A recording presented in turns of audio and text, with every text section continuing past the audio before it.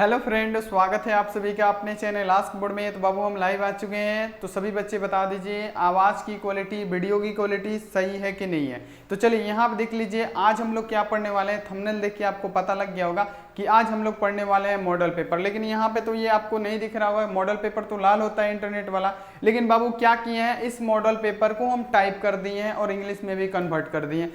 क्योंकि उसमें यहाँ देखिए फोटो खींच के पढ़ाने पे वो साफ नहीं दिख रहा था, इसलिए इसको कन्वर्ट कर दिया गया। लेकिन ये है पूरा मॉडल पेपर। तो यहाँ पे देख लीजिए एक एक क्वेश्चन आपके लिए काफी ज्यादा महत्वपूर्ण है। आज हम लोग पढ़ने वाले हैं क्लास 12 फिजिक्स का मॉडल पेपर, जो इंटरनेट वाला है, जो आपके लिए काफी ज्यादा महत्वपूर्ण होने वाला है। तो सभी बच्चे एक बार शेयर कर दीजिए अपने दोस्तों के पास और बुला लीजिए, क्योंकि ये क्लास बहुत ज्यादा महत्वपूर्ण होने वाला है। तो सभी बच्चे एक बार लाइव आ जाइए। सभी बच्चे बता दीजिए आप लोग कैसे हैं। सभी बच्चों को गुड मॉर्निंग।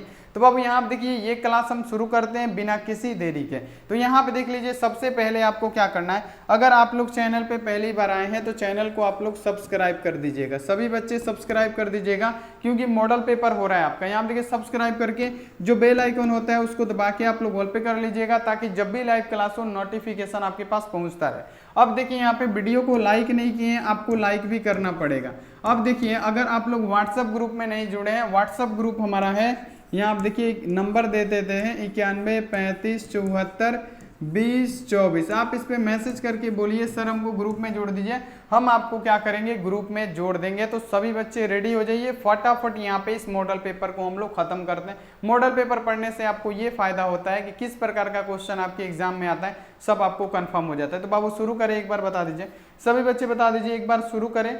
चलिए शुरू करते हैं बाबू। यहाँ आप देख लीजिए पहले नंबर क्वेश्चन से एक एक क्वेश्चन आप लोग ध्यान रखिएगा। पहला क्वेश्चन है कि द्रव्य तरंग की परिकल्पना किसने किया। मॉडल पेपर का पहला क्वेश्चन है कि द्रव्य तरंग की परिकल्पना किसने किया। तो बाबू किसने किया था, तो डी ब्रोगली ने किया था। द्रव्य तरंग की परिकल्पना डी ब्रोगली ने किया था। डी ऑप्शन हमारा क्या होगा, 100% राइट आंसर हो जाएगा। ये आप लोग याद रखिएगा, बिल्कुल महत्वपूर्ण क्वेश्चन है आपके एग्जाम में आने वाला। तो यहाँ पे हमारा डी ऑप्शन राइट आंसर होगा। अगला क्वेश्चन देख लीजिए कि कौन सही है। अगला क्वेश्चन है बाबू यहाँ पे कौन सही है। यहाँ पे देख लीजिए कौन सही है, धारा अदिश है और धारा घनत्व सदिश है। दूसरा है धारा सदिश है, धारा घनत्व अदिश है, दोनों अदिश है, दोनों सदिश है। यहाँ आप देखिए इसमें से कौन सा सही होगा ये आपको चूज करना है। यहाँ पे देख लीजिए यहाँ पे क्या होगा, कौन सही है, तो धारा अदिश होता है और जो धारा घनत्व होता है वो सदिश होता है। तो हमारा क्या होगा, ए ऑप्शन राइट आंसर होगा। ये आप लोग याद कर लीजिएगा, ये सब मॉडल पेपर का क्वेश्चन है, बहुत ज्यादा ये इंपॉर्टेंट होता है। तो चलिए यहाँ तक तो ये हो गया। अब देखिए अगला क्वेश्चन की विद्युत धारा का मात्रक क्या है। चलिए बाबू ये मॉडल पेपर में कुछ आसान ही दे दिया था। इस वाले सेट में जो सेट 1 है ये थोड़ा आसान था, तो आपको मजा आ जाएगा करके। अब देखिए यहाँ पे अगला क्वेश्चन क्या है, विद्युत धारा का मात्रक।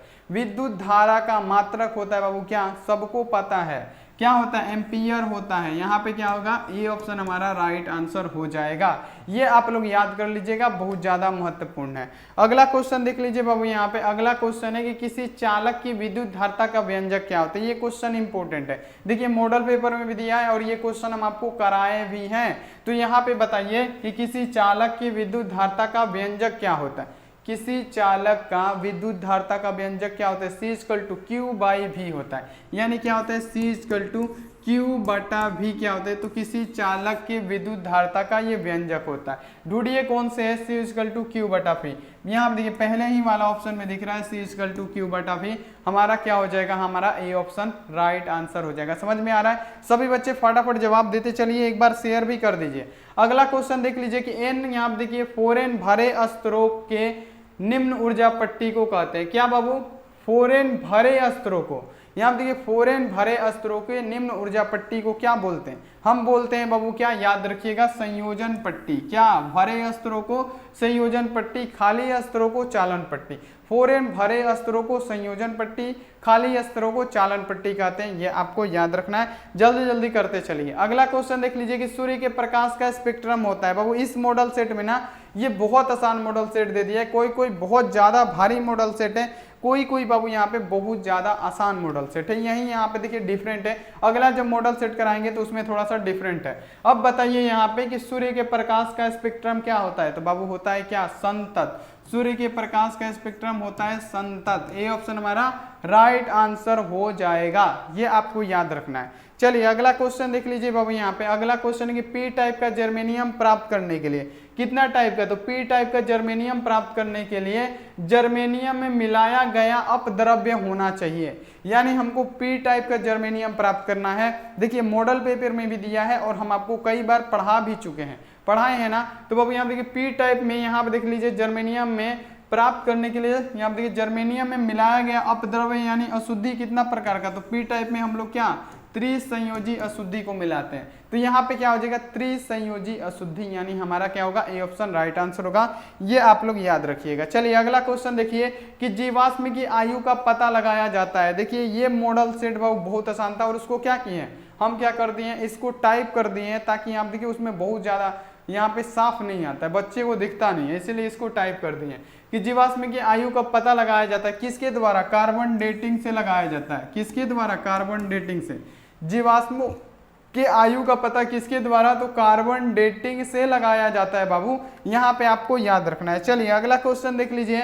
अगला क्वेश्चन है कि क्षय गुणांक का ऐसा ही मात्रक क्या होता है। बहुत जबरदस्त क्वेश्चन है।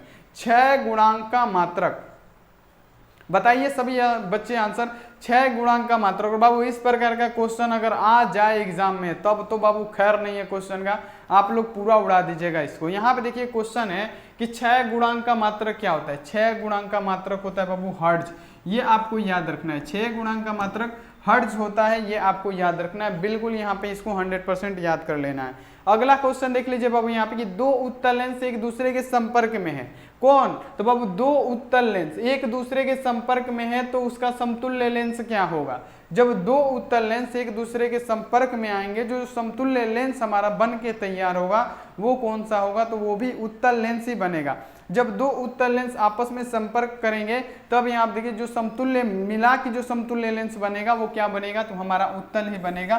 तो यहाँ पे हमारा क्या होगा, ए ऑप्शन राइट आंसर होगा। ये आप लोग याद रखिएगा, बहुत ज्यादा इंपॉर्टेंट क्वेश्चन है। अगला क्वेश्चन देख लीजिए बाबू यहाँ पे 11 नंबर की कांच के अवतल लेंस को किसके, तो कांच के अवतल लेंस को जब पानी में डुबा दिया जाता है तब ये क्या होता है। यहाँ पे देख लीजिए आपको बताना है कांच के जब अवतल लेंस को पानी में डुबा दिया जाता है तो कांच के अवतल लेंस को जब हम पानी में डुबाएंगे तो वो कम अपसरित हो जाता है। क्या होता है, कम अपसरित हो जाता है। तो यहाँ देखिए कौन से ऑप्शन में, तो बाबू यहाँ देखिए कम अपसारी यहाँ पे लिखा हुआ है। कांच की जब अवतल लेंस को हम लोग पानी में डुबाएंगे तब यह क्या हो जाएगा, कम अपसारी हो जाएगा। हमारा क्या होगा बाबू, हमारा हो जाएगा यहाँ पे सी ऑप्शन राइट आंसर। इसे आप लोग याद कर लीजिएगा। अगला क्वेश्चन देख लीजिएगा भाई बाबू यहाँ पे कि तेल की पतली फिल्म या साबुन का पानी रंगीन दिखाई देना यह कारण किसका होता है। तो बाबू यहाँ पे देखिए बहुत जबरदस्त क्वेश्चन है, बच्चे गलती कर देते हैं कि तेल की पतली फिल्मों या साबुन का पानी रंगीन दिखाई देता है, ये इसका कारण क्या होता है, तो प्रकाश का व्यतिकरण। व्यतिकरण के कारण ही क्या करता है, तेल की पतली फिल्मों या साबुन का पानी यहाँ देखिए रंगीन दिखाई देना, ये प्रकाश के व्यतिकरण की यहाँ पे ये क्या होता है, एक उदाहरण होता है। यहाँ पे क्या हो जाएगा, हमारा डी ऑप्शन राइट आंसर होगा। यहाँ तक क्लियर है बाबू।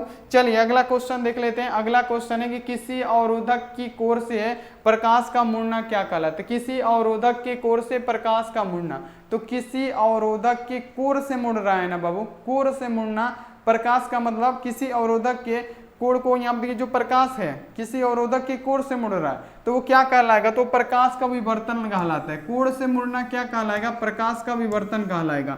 यहाँ पे हमारा क्या होगा, बी ऑप्शन राइट आंसर हो जाएगा।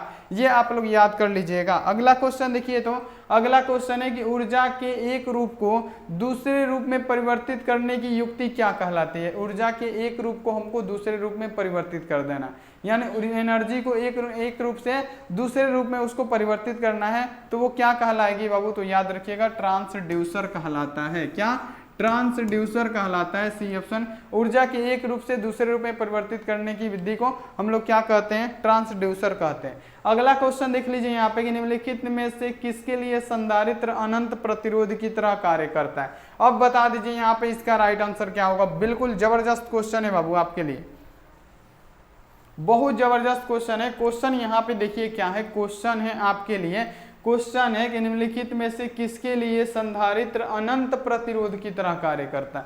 अनंत प्रतिरोध की तरह कार्य कैसे, किसके लिए करता है, तो ये डीसी के लिए करता है।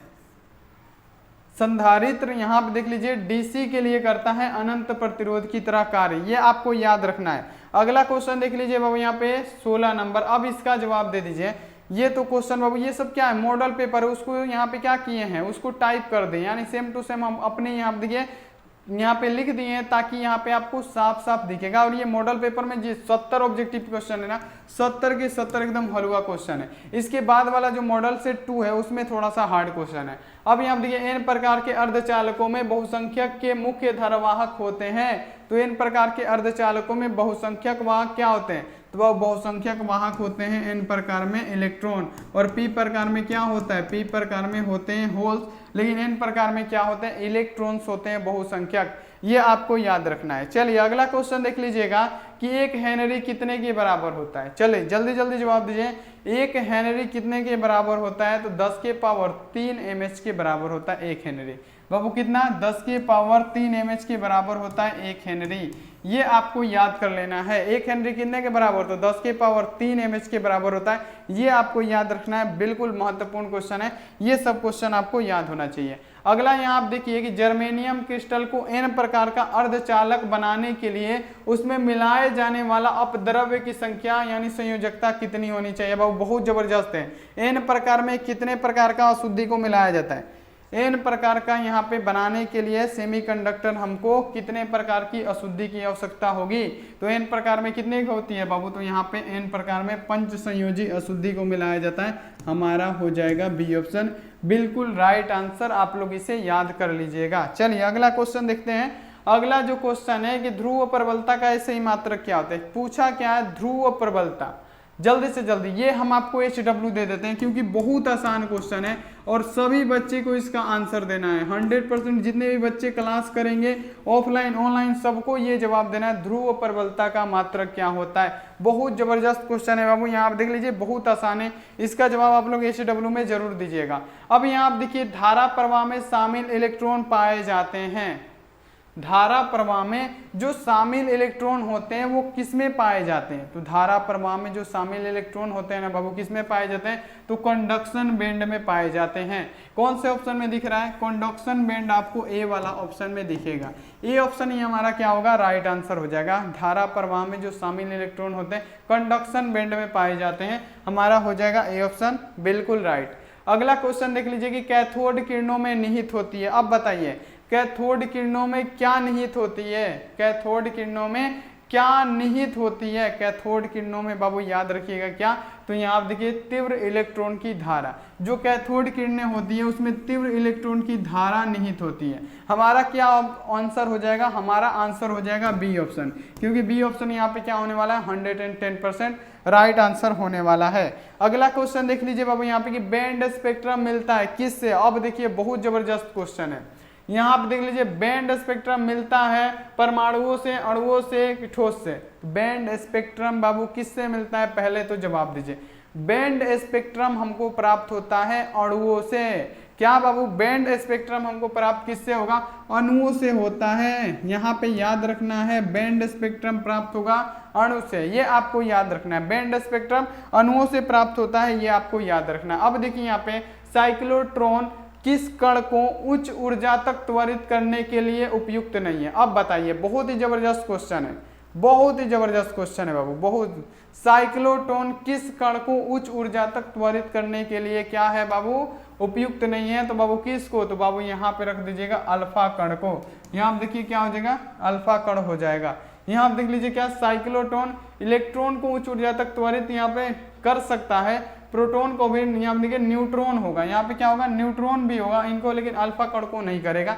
ये आप लोग याद रखिएगा, बिल्कुल यहाँ पे देखिए राइट आंसर होगा। अगला यहाँ पे देख लीजिए, अगला है कि किसी माध्यम की यहाँ देखिए अपेक्षित पारावैद्युता अगर ईया हो तब क्या होगा। तो किसी माध्यम की अपेक्षित पारावैद्युता अगर ईया हो तब क्या होता है, तो यहाँ पे हो जाता है ER=εr/ε0।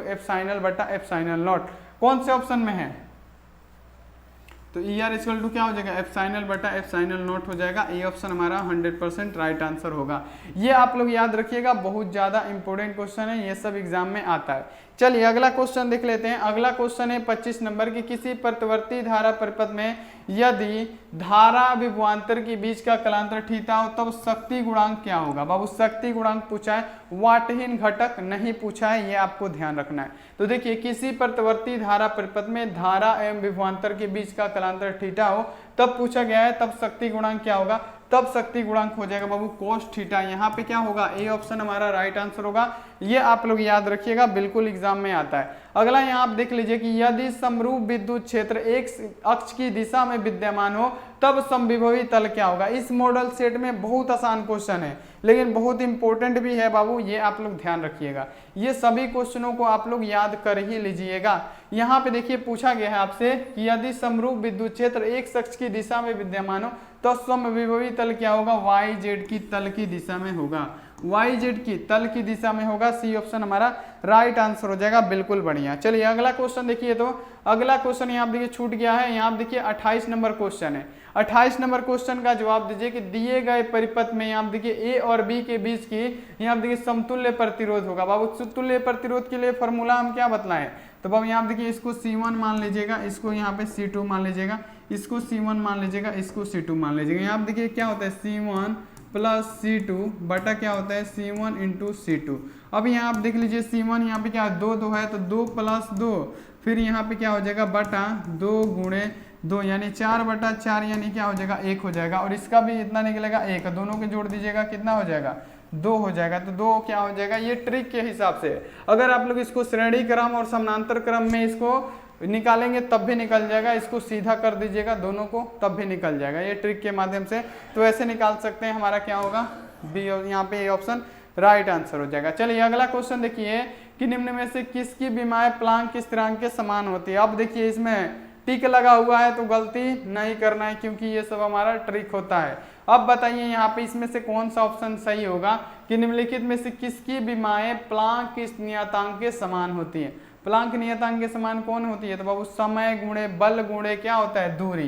तो यहाँ पे क्या होगा हमारा यही आंसर होगा, कंफ्यूजन में बिल्कुल नहीं रहना है, डी ऑप्शन ही हमारा क्या होगा राइट आंसर हो जाएगा। अगला क्वेश्चन देख लीजिए, अगला क्वेश्चन है आपके सामने। अब यहाँ पे देखिए 30 नंबर क्वेश्चन है कि आधुनिक मत के अनुसार प्रकाश की कण क्या है। बाबू यहाँ पे देखिए आधुनिक मत के अनुसार प्रकाश की प्रकृति है, तो बाबू आधुनिक मत के अनुसार क्या है प्रकाश की प्रकृति एक क्या है बाबू, तो एक यहाँ पे देख लीजिए क्या है तरंग प्रकृति है, केवल एक प्रकाश तरंग प्रकृति है, कण प्रकृति नहीं है। तो यहाँ पे हमारा हो जाएगा बी ऑप्शन इसका राइट आंसर। ये आप लोग याद कर लीजिएगा, बहुत ज्यादा इंपॉर्टेंट है। अब यहाँ पे देखिए इसका जवाब दीजिए चुंबकशीलता का बीमा। ये क्वेश्चन हम कई बार पढ़ा चुके हैं, देखिए मॉडल पेपर में भी है कि चुंबकशीलता का बीमा आखिर क्या होता है। चुंबकशीलता का बीमा होता है बाबू याद रखिएगा MLT के पावर -3 और I की पावर क्या होता है -2 होता है। कभी भी याद रखिएगा चुंबकशीलता का बीमा पूछे अगर आपसे क्या होता है MLT के पावर -2 और I के पावर -2 होता है चुंबकशीलता का बीमा। तो यहाँ पे ए ऑप्शन हमारा सही होने वाला है। अब यहाँ पे देख लीजिए अगला क्वेश्चन कि आइंस्टीन ने प्रकाश विद्युत प्रभाव की व्याख्या किस सिद्धांत पे की। आइंस्टीन ने प्रकाश विद्युत प्रभाव की व्याख्या किस सिद्धांत पे की, तो वो तो प्लांक के क्वांटम के सिद्धांत पे किया था। तो यहाँ पे हमारे बी ऑप्शन में दिख रहा है। बाबू सुबह का क्लास है, तेजी से हो रहा है, सभी बच्चे लाइक और शेयर जरूर कीजिएगा, अपने दोस्तों के पास जरूर बताइएगा। तो यहाँ पे क्या होने वाला है हमारा होने वाला है बी ऑप्शन राइट, इसे आप लोग याद कर लीजिएगा। अगला यहाँ पे देख लीजिए, अगला क्वेश्चन है कि जब प्रकाश एक माध्यम से दूसरे माध्यम में जाता है, यानी प्रकाश अपना माध्यम चेंज करता है, एक माध्यम से दूसरे माध्यम में जाता है, तो पूछा गया है कि कौन सी ऐसी राशि हो जो परिवर्तित नहीं होती है, कौन सी ऐसी राशि होती है जो परिवर्तित नहीं होती है। चलिए बहुत बढ़िया, 18 मिनट 19 मिनट का लाइव हो गया। अब यहाँ पे बताइए कि जब प्रकाश एक यहाँ देखिए माध्यम से दूसरे माध्यम में प्रवेश करती है तो कौन सी राशि परिवर्तित नहीं होती है। बाबू कौन सी राशि परिवर्तित नहीं होती है, तो उसकी आवृत्ति बाबू यहाँ देखिए परिवर्तित नहीं होगी, फ्रीक्वेंसी। यहाँ पे क्या होगा बी ऑप्शन हमारा राइट आंसर हो जाएगा। ये आप लोग याद रखिएगा, सब परिवर्तित होगा लेकिन आवृत्ति वैसे ही रहेगा। अब देखिए 34 नंबर क्वेश्चन है कि निम्नलिखित में से किस वैज्ञानिक ने सर्वप्रथम यह पता लगाया कि प्रकाश भी विद्युत चुंबकीय तरंग है। बाबू हम क्या बतलाए थे एक दिन कि निम्नलिखित में से किस वैज्ञानिक ने सर्वप्रथम यह पता लगाया था कि प्रकाश भी विद्युतीय चुंबकीय तरंग होती है। किसने लगाया था, तो बाबू मैक्सवेल ने लगाया था। किसने, मैक्सवेल ने। कि प्रकाश भी क्या होता है, विद्युतीय चुंबकीय तरंग होता है, इलेक्ट्रोमैग्नेटिक वेव होता है, ये आपको याद रखना है। चलिए यहाँ पे अगला क्वेश्चन, अगला यहाँ पे देख लीजिए ये क्वेश्चन कि यदि एक मुक्त इलेक्ट्रॉन की गतिज ऊर्जा को दोगुनी कर दी जाए। यहाँ पे क्या पूछा गया है कि यदि एक मुक्त इलेक्ट्रॉन की गतिज ऊर्जा को हम लोग दोगुनी कर देते हैं तो पूछा गया है कि डी ब्रोगली तरंग दैर्ध्य में क्या बदलाव होगा। तो बाबू डी ब्रोगली तरंग दैर्ध्य क्या हो जाएगा, 1/√2 हो जाएगा। कौन से ऑप्शन में है, ए वाला में है, ए वाला हमारा 100% सही हो जाएगा। तो बाबू यहाँ पे देखिए लगभग यहाँ पे देख लीजिए 20 मिनट का लाइव हो गया। अब यहाँ पे देखिए, अब यहाँ पे 35 क्वेश्चन ही रहने देते हैं, अगला मॉडल सेट में इसको क्लियर कर देंगे। तो यहाँ पे देख लीजिए आपको क्या करना है, आपको करना है चैनल को फटाफट सब्सक्राइब, जल्दी से जल्दी सब्सक्राइब कीजिए, लाइक नहीं किए फटाफट कर दीजिएगा लाइक सभी स्टूडेंट। अब यहाँ पे देखिए व्हाट्सएप ग्रुप में नहीं जुड़े हैं, आप लोग जुड़ जाइएगा, बहुत जरूरी है व्हाट्सएप ग्रुप में जुड़ना। तो मिलते हैं ऐसी अगली क्लास में, आप लोग अपना ध्यान रखिए, मन लगा के पढ़ाई कीजिए, टेक केयर एंड बाय।